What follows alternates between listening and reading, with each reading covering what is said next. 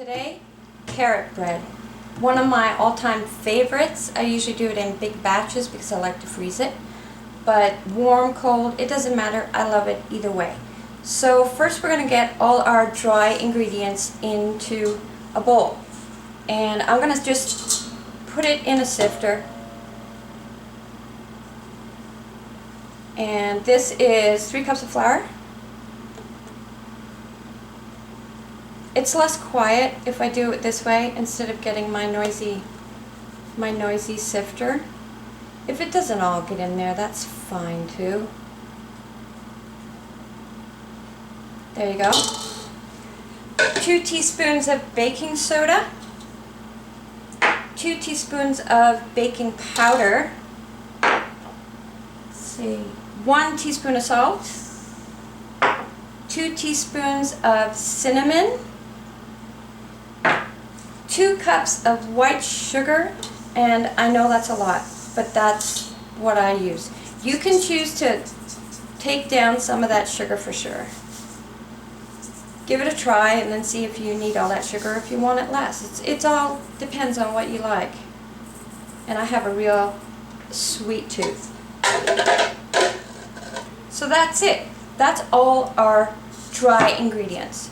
So now I'm going to get all my wet ingredients in here. And that's going to be 2 cups of vegetable oil, 4 eggs. These are large eggs, but I'm sure it wouldn't matter if it was medium-sized eggs. It's all good. 2 cups of grated carrots. Now, depending on the grate that you want. Some like it less chunky. I like it a little bit chunky, I guess you could say. So I'm just going to mix that up. Mix it up really well.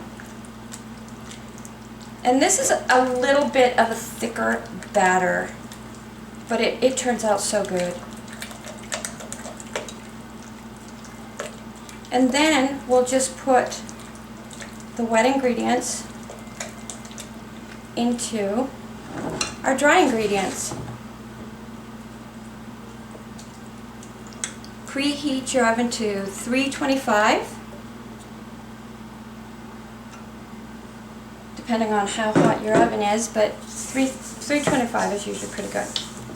You're going to mix this up really thoroughly.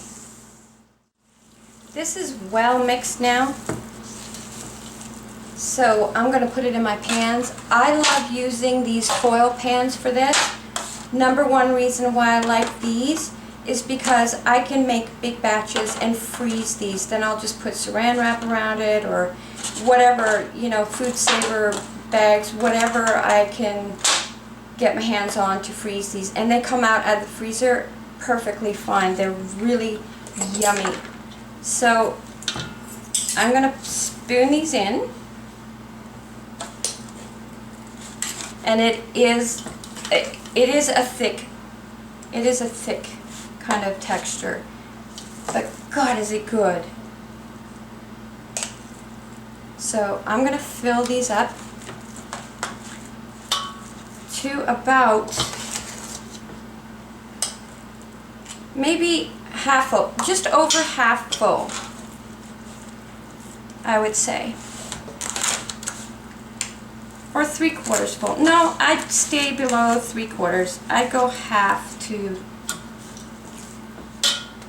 just a spoonful more. And that's about as high as I would go with these pans. Now you can make these with regular loaf pans, bigger pans. You can make it in a cake pan, a square cake pan. It'll all come out just fine. So I'm going to fill the rest up.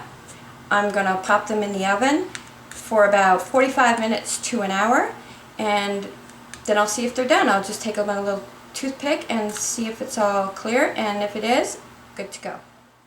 I forgot to tell you guys that you should grease your pans first before you put the batter in. You can use a cooking spray or butter or whatever you use to do your pan. That's a yum. Give it a try.